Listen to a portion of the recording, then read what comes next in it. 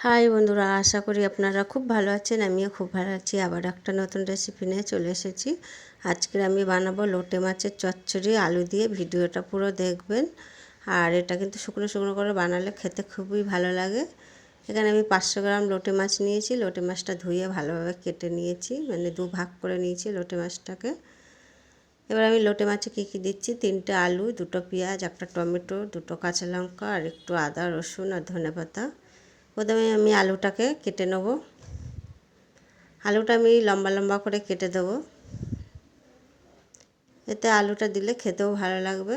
আর আপনারা যদি আলু না খেতে চান নাও দিতে পারেন। ঠিক এরকমভাবে আলুটা আমি কেটে নিয়েছি। সব আলুগুলো একইভাবে আমি কেটে নেব, লম্বা লম্বা করে আলুগুলো।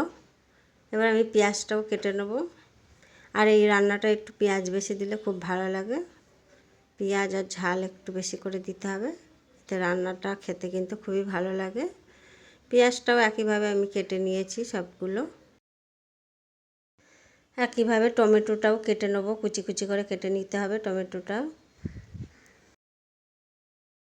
এবার ধনেপাতাটাও কুচি করে কেটে নেবো। এই রান্নাটা ধনেপাতা দিলে কিন্তু খেতে কিন্তু আরও টেস্ট হয়ে যায়, খেতে খুব ভালো লাগে। যে খায় না সেও এইভাবে একবার রান্না করে দেবেন, খেয়ে নেবে। এবার আমি মশলাটাও বেটে নেবো একইভাবে। মশলাটাও আমি একইভাবে বেটে নিচ্ছি। এই বাটা মশলা দিলে কিন্তু খেতে কিন্তু খুবই ভালো লাগে, সবাই জানেন। মশলাটাও আমার বাটা হয়ে গেছে একইভাবে। এবার গ্যাসের উপর একটা কড়াই বসিয়ে দেবো। কড়াই গরম হয়ে গেলে তেল দিয়ে দেবো। তেলটা গরম হয়ে গেলে দিয়ে দেবো অল্প একটু জিরে আর একটা শুকনো লঙ্কা ফোড়ন দিয়ে দেবো।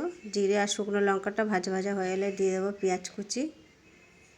পেঁয়াজটা একটু ভেজে নিতে হবে। পেঁয়াজটা ভাজা ভাজা হয়ে এসেছে, দিয়ে দেবো টমেটো কুচি আর আলুটাও দিয়ে দেবো একইভাবে। এই টমেটো আর আলুটা একটু ভাজা ভাজা করে নিতে হবে। দিয়ে দেবো নুন স্বাদ মতো, হলুদ গুঁড়ো আর লঙ্কা গুঁড়ো আর বাটা মশলাটা দিয়ে দেবো। দিয়ে ভালোভাবে কষিয়ে নিতে হবে। একটু আদা রসুনের কাঁচা গন্ধটা চলে গেলে দিয়ে দেবো আমি এর মধ্যে ধনেপাতা কুচি। দিয়ে দেবো এবারে লোটে মাছটা দিয়ে দেবো। লোটে মাছটা দিয়ে ভালোভাবে কষিয়ে নিতে হবে।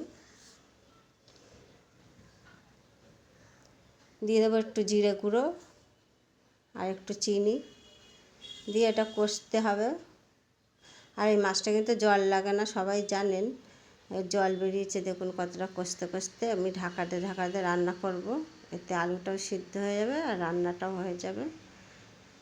ঢাকাতে ঢাকাতে রান্না করে দেখুন জলটা শুকিয়ে গেছে। একটু ধনেপাতা কুচি আর একটা কাঁচা লঙ্কা দেবো, দিয়ে আবারও আমি ঢাকা দিয়ে কিছুক্ষণের জন্য রেখে দেবো। দেখুন রান্নাটা একেবারে হয়ে গেছে শুকনো শুকনো করে। এবার আমি এটা নামিয়ে নেব। দেখুন এইভাবে রান্না করছেন আপনারা, অনেকে ঝোলও খেয়েছেন। এটা একবার করে দেখুন, খুব ভালো লাগবে। ভালো লাগলে লাইক শেয়ার কমেন্ট করুন।